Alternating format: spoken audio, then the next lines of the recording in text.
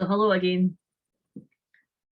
So this video is basically on from the last video, and it's how do you call in your ideal partner, your ideal situation, your ideal home, your ideal life.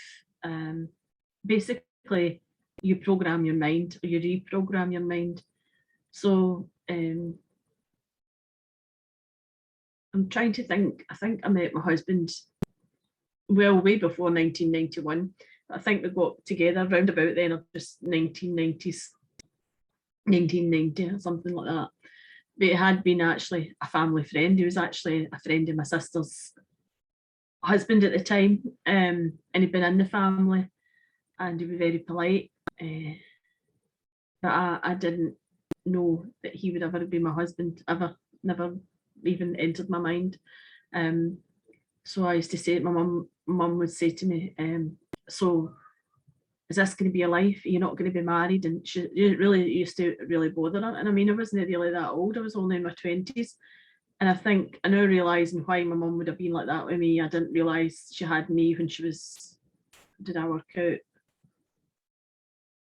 I can't remember whether she was 18 or 20 when she had me, which was, I think she was married when she was 18 and she had me when she was 20. I think that'd be right. Now when I look back, I didn't know why she was being like that with me, and I'm thinking, I'm only young, I've got all my life in front of me. Why are you being like that? Why are you being so horrible? But she had been married from 18. So for me to be in my early 20s seemed like ancient to my mum, that why would I not be married? Why did I not have any children? She was kind of like, she seen that as the only way to be, because that's the way that she was. And I said, well, I'm not just getting married to anybody. I'm not just getting married to anybody. I'm not going through that again. I just couldn't do that to myself. I'm going to create my Mr. Right. And she said, there isn't a Mr. Right. There's no Mr. Right. There's no such thing as a Mr. Right.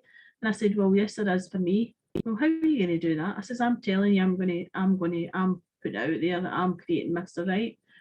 I want a person that's not always going to the pub. They're not coming, no, the complete opposite for basically for what I had.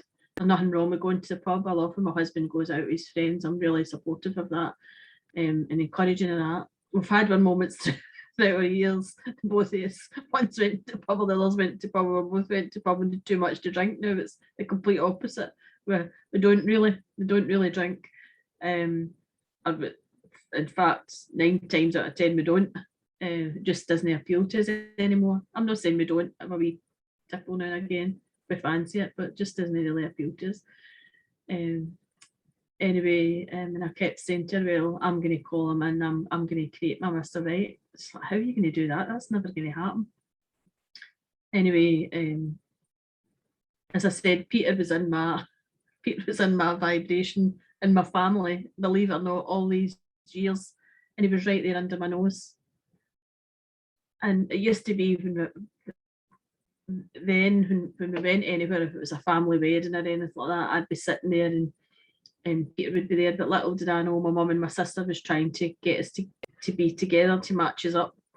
And everybody would be way up dancing or whatever, and the two of us would just be sitting.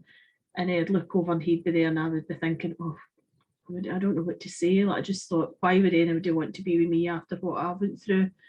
And why would it's basically, I felt like second-hand luggage or something, which was an awful way to see yourself. But I was still building up my self-confidence then. And anyway, we left at the end of the night together, and we'd start kind of talking. Again, I was quite kind of thinking, does he really like me? God, really? I thought it was far too nice and far too polite.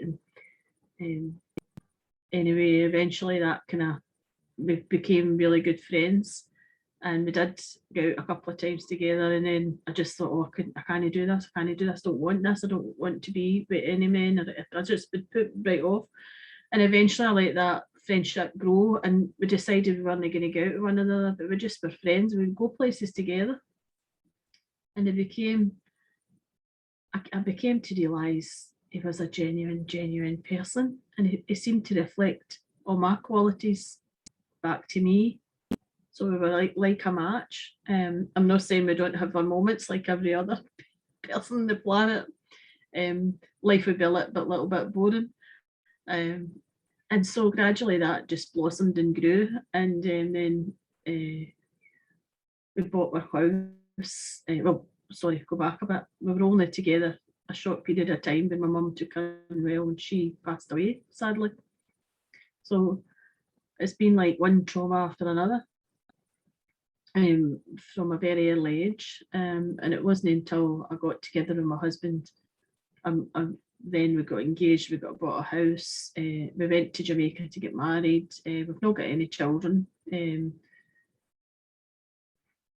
I feel that's really through choice. We work with children, we don't feel as if we're anything lacking in my life. We have helped to bring up my nieces and nephews and my sister and brothers. So we're very close to them and their children. They've got children as well. Well, the oldest two have got children. They don't see what all our family hardly ever really, but we're in contact with them. We spend a lot of time with my dad every single day. But I just want to say to you, start writing down. If you're looking for a partner, you're looking for a house, you're looking for a job, whatever it is you're looking for, create this ideal person. Now, yes, like my mum said, there isn't a Mr. Right, but to me, he's Mr. Right. To me, he's all the qualities that I require in a relationship. He meets me halfway. He'll say to me, you don't have to, like I always, now he's working from home, I'll make sure his lunch is ready because he's really busy, as is so am I, but I'll make sure his lunch is ready every day. And he says, you don't have to do this, you don't have to have my lunch ready. And I said, no, I feel so I want to be doing it. So because you're so busy, make sure you eat. And like at dinner time at night for your evening meal, he'll say you don't have to make the meal all the time. And most of the time now, he'll actually make the evening meal because I've made the lunch and seen to everything else in the house. And we have a balance. Sometimes it's right for him to go in the shopping. Other times it's right for me. At the moment, he's been doing that. So it's like, it has to maybe sometimes the roles have to change. Sometimes one of us has got more to do in the house than the other. And mostly I take to do with everything we need to do in the house, and he takes to do with other things.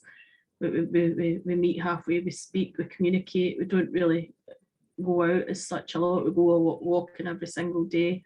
But to me, it's my ideal. He's my ideal partner. Wouldn't be everybody's ideal partner. And we're so content and happy with one another. We don't feel we need a lot of external influences. We love to meet people. A lot of people are our job, both of our jobs, working with other people. So when we come together to be together, we like to be in one another's company. We like to read and we like to do a lot of things together. Like to do most of the things together. Anyway, that's how you can call in whatever it is that you require in your life, and do believe you do believe that you can do this. I forgot all these years ago that I had brought my husband into my life, and it was always there. And that's the interesting thing. It was always there, and I don't know why. Sometimes you just can't see what's right in front of your eyes.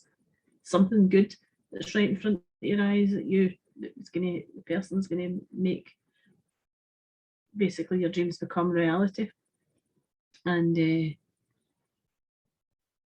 interesting enough, he said he had known everything that was going on with me, and he'd always liked me, which I found really interesting. And at one stage, many years ago, he'd actually came to my house to a party with his, I don't know, it's his fiancée, I think, or girlfriend, but never to realise that two of us would ever be together, because I was too wrapped up in all everything that was going on with that past relationship. And I must say, I'm really good friends with my ex, still friends with him. Not really good friends, but I still stand and speak to him and make time. And that might lead me on to the next video, I think. Thank you.